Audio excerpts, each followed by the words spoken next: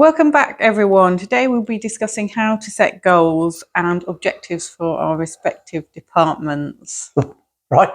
Okay. So, Richard, let's start with a question for you. How do you set goals and objectives for your procurement departments? What do you do? I could try to be really clever here, couldn't I? And I could refer back to our session on the balanced scorecard. Yeah. Because actually that's the best way to set your goals. You know, remember in that session we talked about a balanced scorecard is about thinking about four aspects: finance, customer, process, learning and growth, and top-down alignment. So we've thought about the things. And you know, if you do that and you use that process, and what I should be doing in theory is setting goals for the team that are going to help me achieve improvements in all four perspectives, which if I've set the right targets in the first place, will be aligned with what the business is trying to achieve overall. Now, I'm lying if I said I have always done that, but there's the theory. It's weird you say that because I just came from a big four and we kind of used a balanced scorecard framework for setting goals. Okay.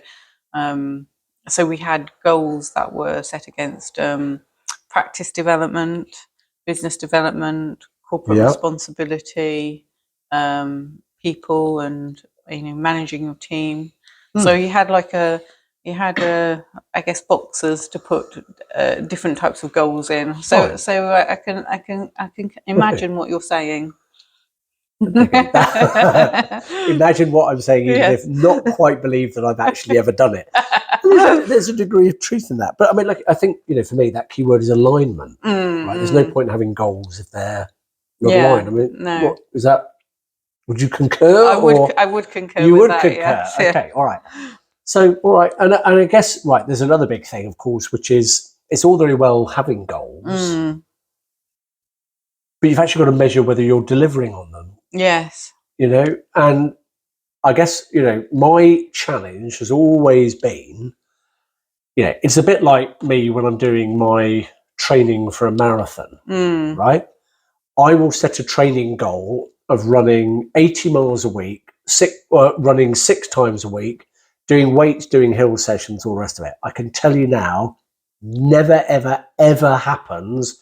And I just do what everyone else does, which is the same 5K loop when I can fit it in. If you're going to set goals, how do you do it to make sure that, honestly, they're going to work? Yeah. So the SMART methodology is just an abbreviation for specific, measurable, achievable, realistic, and timely. Okay, so I can never remember what those letters are. When you're actually setting a goal, you're thinking, am I being specific about what the goal is? Right. Can we measure it? So if you think you've achieved it, I also think you've achieved it. If I said I was going to run 80 miles a week and I've run 60, it's a fail. Yes, exactly. Okay, it's achievable. So I think on another coffee break, you compared your running to Usain Bolt. Yes. Yes. I don't know, on a good day.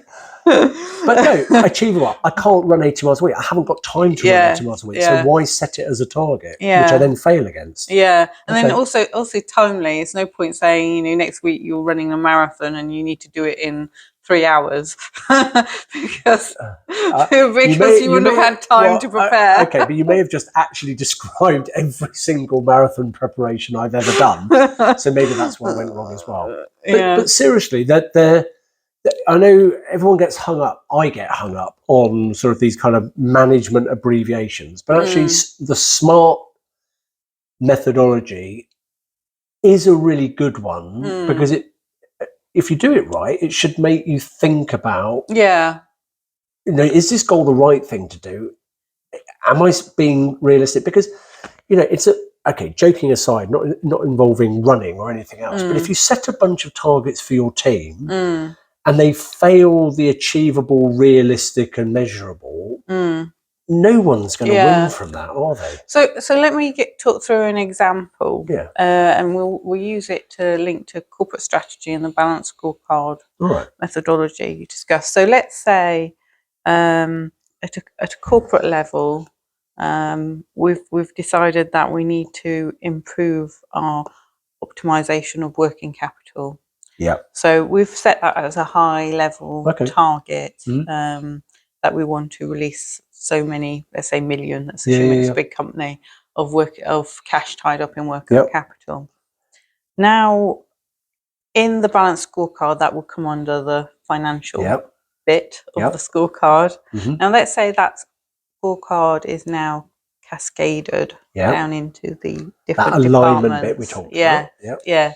So that could go to account managers in sales, because they're responsible for the interaction with customers and customer terms, and it can also go to finance, because from a financial perspective, let's say we're managing how quickly we get cash in from customers. So let's say now, for me in particular, let's assume for this company, this fictitious company, that I'm the financial controller of that company. That goal's cascaded down to me via the CFO of a DSO target. So that's debtor days outstanding, basically. So how many days between when you've billed and said a payment is due to be paid, and how quickly you get it in. So let's say this company, it's got a lot of cash tied up in working capital, because on average the DSO is quite high, and let's say on average people take between 45 and 60 days to pay you, which is quite long.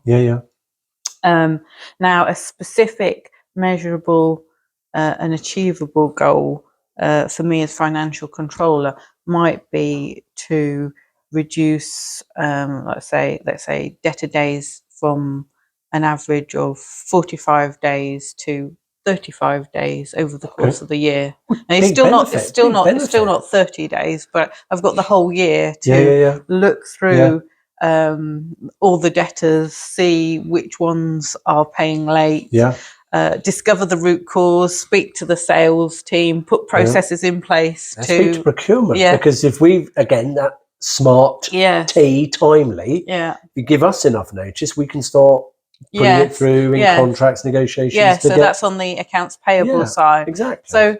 So that is a way you can sort of cascade the goals from a corporate level, which are kind of generally tend to be quite high level, like improve working capital by so many million. To cascade them as you get a lower level to more specific. Measurable goals.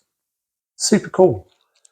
Who thought I could actually find and enjoy a conversation about goal setting? But actually, when we think about what we've talked about before, vision, performance, balanced scorecard, improving the way that we work together, all of it, if it's aligned and we are tracking progress because we've set the right goals, and the team can get excited about the fact that they can see the improvement and know they're playing their part. And as you say, just to pick on something we have said in another coffee break, no point giving me the goal of, let's say the goal was to reduce DSO, which is debtor days that our customers owe money. And let's say we didn't have very good credit terms on average, and we wanted to actually extend our DPO, which is the amount of time it takes to pay our suppliers. Let's say we paid them very promptly at the moment, but we weren't on average getting cash in the door that quickly. So on one hand, I'll be working with sales and the customer account managers to look at how we can get cash in quicker, but perhaps working with your team to think, how can we actually get better payment terms? But in doing that, you need transparency of actually what finance goals are, because you need to know one of my goals is to extend payment terms. No need to keeping it a secret. No, absolutely. Which is half the reason we do this.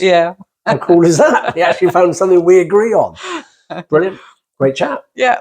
Well, nothing more to say. We're going to be back. We've got. I think we've got a couple of interesting ones come up. One we're going to turn into crystal ball future gazers. So we're thinking about like what's important for the next 10 years. As I've named it 2030 strategy. And then we're going to talk about something a bit more down to earth, which is contracts and contract management, and actually some of the things that we can probably work better on together. But that's for next time. So for now, from us, as always, bye-bye. Bye.